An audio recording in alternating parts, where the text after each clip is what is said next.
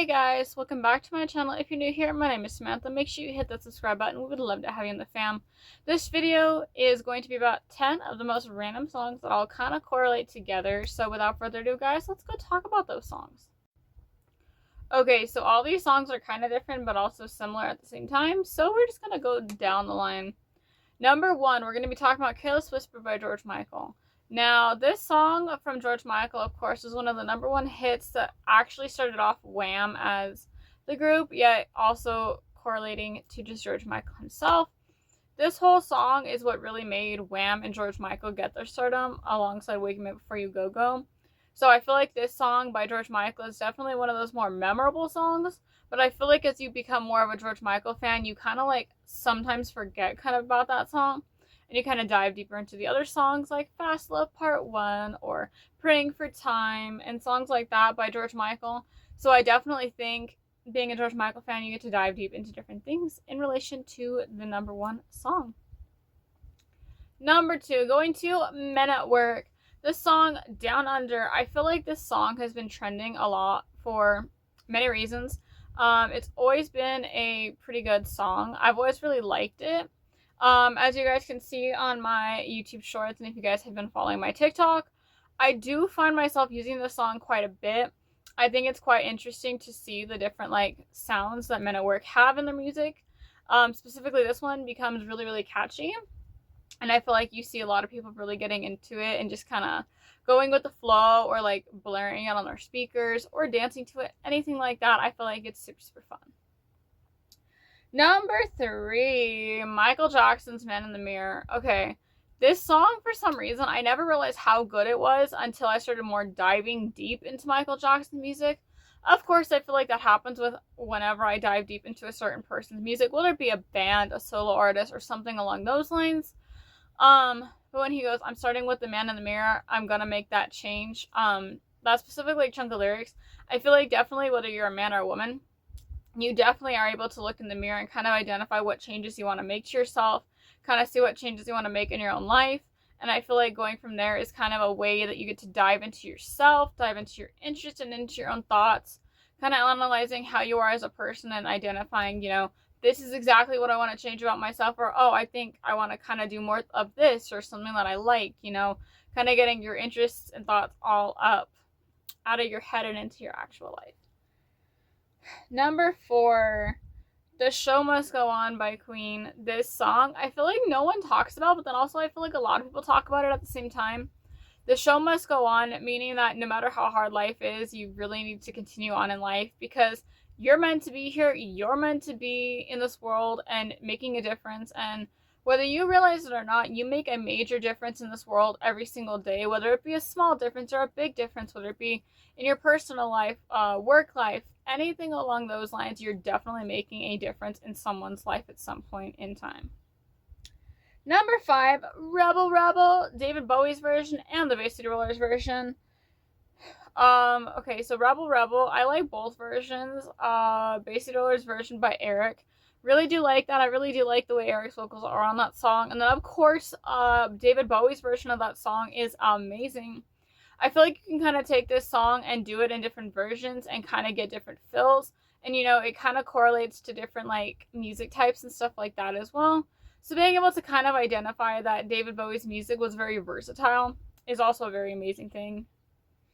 Number 6, Gloria by Van Morrison and Them. I know there's other versions you guys have told me to talk about.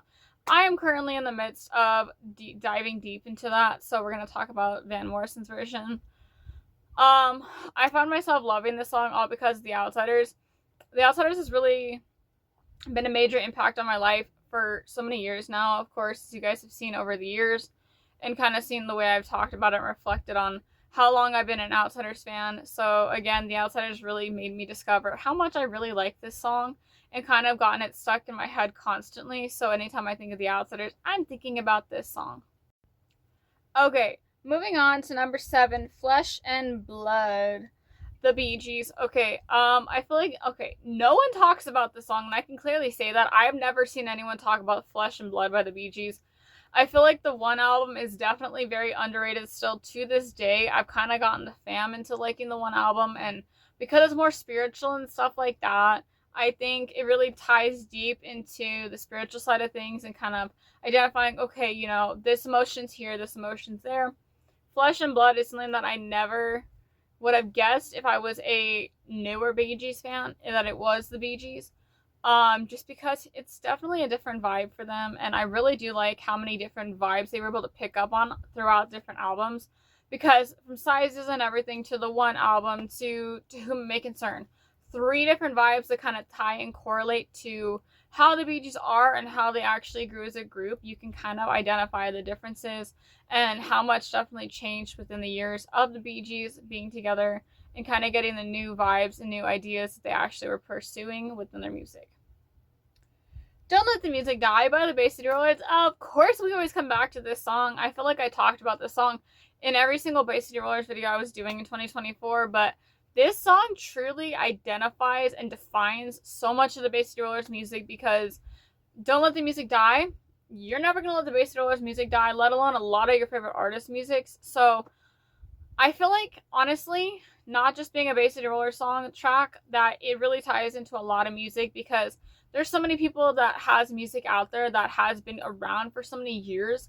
And as the generations go on, that music is continuing to go from generation to generation. And we just gotta keep passing down that amazing music, such as the Bay City Rollers, such as the Bee Gees, and everything along those lines. So Les McCowan, you are amazing. Your vocals literally are everything. Everyone misses you every single day. Number 9, Pour Some Sugar on Me. Talking about Def Leppard, Def Leppard has been one of my favorite groups of all time for the longest time. Ever since I started this YouTube channel, I think it was definitely part of one of my first videos that I ever did on this channel, was talking about my mini vinyl collection, and of course Def Leppard was always in there. CD collection as well. They were some of my first CDs that I ever started collecting once my brain developed a lot better music-wise. Because I feel like my brain used to be like kind of all over the place, but after you hit a certain peak in age, you kind of start identifying, okay, I like this music, or I like this music, and I'm not such a fan of that music. I used to just go buy CDs just to buy CDs, but like I said, Def Leppard was the first one I actually started collecting, and thinking, okay, yeah, I definitely want to collect the Hysteria album, the Adrenalize album, I think I said Hysteria. Anyways, yeah, like Hysteria and Adrenalize, 2 of my favorite albums, Pyromania as well. So Pour Some Sugar on Me is a defining track in the actual music history of Def Leppard's group history. And number 10, you guys have been talking about this song a lot on my channel. Every Snowflake is different from My Chemical Romance. My Chemical Romance, honestly, has been at the peak of my music taste for the longest time. I find myself going back to My Chemical Romance every time I turn around. I had a very strong emo phase, which included like Falling in Reverse, Eyes Nine Kills, and My Chemical Romance. So, of course, those groups kind of identify and define a era of time with emo music, and I do definitely think that My Chemical Romance definitely put out some songs that were less emo, such as this one, but I really do like this one. And I've seen you guys like it too. So again, if you guys need a new song for the winter time or the Christmas time, that is a good song. And I feel like you can never go wrong with it, because Gerard is an amazing man. But that is the last song on these top 10 random songs list. Okay guys, with that being said, thank you guys so much for watching a new video on my channel. I know this video is kind of all over the place. We started off with talking about different songs and then kind of dived into the actual artist behind the song. I feel like different songs kind of connect you to different vibes from these different artists and bands, and that's just one way to get your brain thinking about things in different ways. But if you guys like this video, like, subscribe, turn on post notifications, and leave me a comment letting me know your current favorite song at the moment, and I'll see you guys next time. Bye! Said everything's alright, roller coaster.